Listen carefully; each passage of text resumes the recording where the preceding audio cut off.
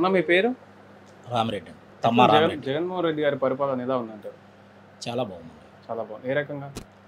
అన్ని రకాలుగా ఇప్పుడు స్కూల్ పిల్లలకి మన ఇంట్లో తల్లిదండ్రులు పెట్టలేని పరిస్థితిలో ఉన్న వాళ్ళు కూడా మన ఇంట్లో పేదవాళ్ళు కానీ వీళ్ళు ఎవరు కూడా వండుకొని చేయలేని పనులు కూడా అతను స్కూల్కి పంపించిన పిల్లల్ని చాలా ఇదిగా ఒక సొంత తల్లిదండ్రులు కూడా పెట్టలేనివి కూడా అతను పెట్టి వాళ్ళ పోషణ ఇచ్చి వాళ్ళని శుభ్రంగా చదివించి భవిష్యత్తు తరాల్లో మన ఆంధ్రప్రదేశ్ ఒక కేరళలాగా తయారవ్వాలి, ప్రతి ఒక్క మనిషి చదువుకొని ఉండాలని చెప్పేసి అనే ఆశతో నాడు నేడు స్కూళ్ళు కానీ ఇంతకుముందు చంద్రబాబు హయాంలో స్కూల్ పరిస్థితి ఎలా ఉందో మేము చెప్పవసరం, మీ అందరికి కూడా తెలుసు. మీరు కూడా ఏంటంటే పబ్లిక్లో తిరుగుతూ ఉంటారు కాబట్టి మీకు తెలుసు. ఈ రోజున ఎలా ఉందో మీరు వెళ్ళి చూడండి. స్కూల్లో కానీ టీచర్స్ కానీ ఆ టీచ్ చేసే విధానం కానీ ప్రైవేట్ స్కూళ్ళు కన్నా కూడా చాలా గొప్పగా స్కూల్కి రాకపోతే పిల్లలు ఇంటికి ఫోన్ చేసి పేరెంట్స్ని అమ్మ మీ పిల్లలు ఈరోజు రాలేదు అని చెప్పేసి అని 8th క్లాస్లోనే ట్యాబ్ అలవాటు చేసి బాగా అభివృద్ధి అనేది ఇప్పుడు ఉద్యోగాలు అలాంటివి అన్నారు కాబట్టి ఒక మాట అంటున్నా. ఇప్పుడు గతంలో ఇప్పుడు ట్యాబ్లు ఇచ్చిన తర్వాత ఈ పిల్లల్ని చెడగొడుతురని చంద్రబాబు నాయుడు ప్రెస్ మీట్లో అయిపోయింది కదా, మరి ఎంతవరకు నిజం ఇది? అంటే గేమ్స్ ఆడుకోనికి ఇస్తురా చదువుకోనికి ఇస్తురా అని చెప్పుకొచ్చి వాళ్ళు చెప్పారు. మరి ఇది ఎలా చూస్తారు? మరి అంటే ఒక సామాన్య వ్యక్తిగా ఒక తల్లిదండ్రులు కరెక్టే. ఇప్పుడు మనం ప్రతి ఒక్కటి కూడా సెల్ వచ్చిన తర్వాత చాలా అనర్థాలు జరిగినాయి, చాలా మంచి జరిగింది. కానీ ఎందుకని చెడునే తీసుకుంటున్నారు, మంచిది ఎందుకని తీసుకుంటా?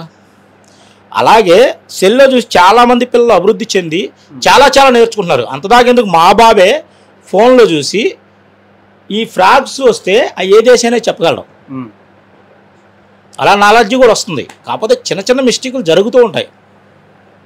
జరిగిందని చెప్పేసి అని దాన్నే తీసుకోకూడదు కదా. ఈ ట్యాబ్ల వల్ల మేలే జరిగిందంటే మేలే, 100% మేలే. ఇప్పుడు ఈ కొండ ప్రాంతం ఏదైతే ఉందో పైన చిన్నజీఆర్ స్వామి టెంపుల్ కడుతురని ఒక టాక్ నడుస్తుంది, ఎంతవరకు వాస్తవము? మరి జగన్మోహన్ రెడ్డి దృష్టికి తీసుకెళ్లారా?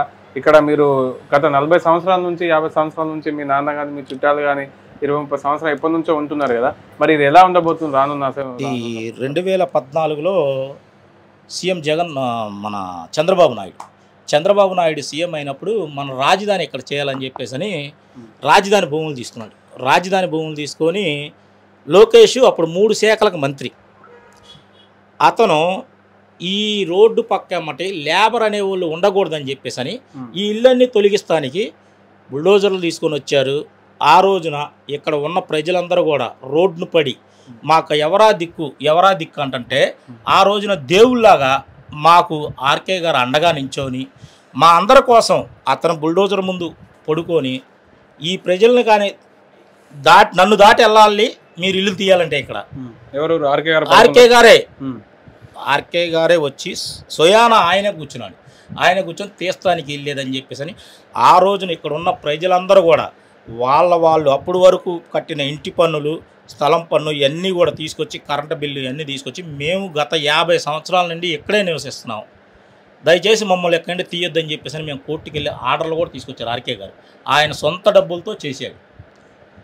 ఈ రోజున నిన్న మొన్న ఇక్కడ మీటింగ్ పెట్టారంట లోకేష్ గారు, అంటే మేము వెళ్ళలేదులే, పెట్టారంట. ఆ లోకేష్ గారు చెప్తారు, పోరంబోకు స్థలాలు ఎక్కడున్నా సరే నేను రెగ్యులేషన్ చేస్తాను, అలాగే రైల్వే భూముల్లో కూడా రెగ్యులేషన్ చేస్తారంట. అది ఎలా సాధ్యపడుతుంది అసలు? 2014లో వాళ్ళ నాన్నగారు ముఖ్యమంత్రి, ఈయన 3 శాఖల మంత్రి. కనీసం 2014లో ఈ రోడ్లో రోజుకి ఒక 10 సార్లు తిరిగేవాడు. ఒక్కసారి కూడా ఆగి అమ్మా మీ ఇళ్ళకి ఎటువంటి ఇబ్బంది లేదు నాది ఆమె చెప్పిన పాపన పోలా లోకేష్ తీమని చెప్పిందే ఆయన. ఈ రోజున కళ్ళబుల్లి కబుర్లు చెప్తానికి ఈ రోజున రాజధానిలో వాళ్ళు భూములు కొనేశారు. ఆ భూములన్నీ కూడా కాపాడుకుంటానికి ఈ రోజున బీసీ స్థానమైన ఈ మంగళగిరిలో ఆయన పోటీ చేస్తున్నాడు. వాస్తవంగా ఇది బీసీ సీటు. బీసీలకు కాకుండా రేపు పొద్దున ఈ రాజధానిలో భూములన్నీ కాపాడుకుంటానికి ఈ రాజధాని భూములన్నీ ఆయన గుప్పిట్లో పెట్టుకొని అతను డబ్బు లాభ పొందడానికి రియల్ ఎస్టేట్ వ్యాపారం చేసుకుంటానికి ఇప్పుడు పోటీ చేస్తున్నాడు. ఆయన కేవలం ఆయన పోటీ చేయాలంటే వాళ్ళ సామాజిక వర్గాలు ఉన్న నియోజకవర్గాలు చాలా ఉన్నాయి, అతను గెలిచి అసెంబ్లీకి వెళ్ళగలడు. కానీ ఇక్కడ ఆర్కే అనే మనిషి ఉండకూడదు, నేను ఎమ్మెల్యే అయితే నేను ఇష్టం వచ్చినట్టు చేయొచ్చు, భూములన్నీ మన ఇష్టం వచ్చినట్టు కబ్జాలు చేసుకోవచ్చు, ఇచ్చేయచ్చు అని చెప్పేసి అతను కేవలం ఇక్కడ పోటీ చేస్తున్న కారణం. మీరు చెప్పుకొస్తారు ఆర్కే అని చెప్పుకొస్తారు, గతంలో బుల్డోజర్ అది అని చెప్పుకొస్తారు. మరి అంత మంచి చేసిన ఆర్కేకి టికెట్ ఎందుకు కేటాయించలేదు జగన్మోహన్ రెడ్డి?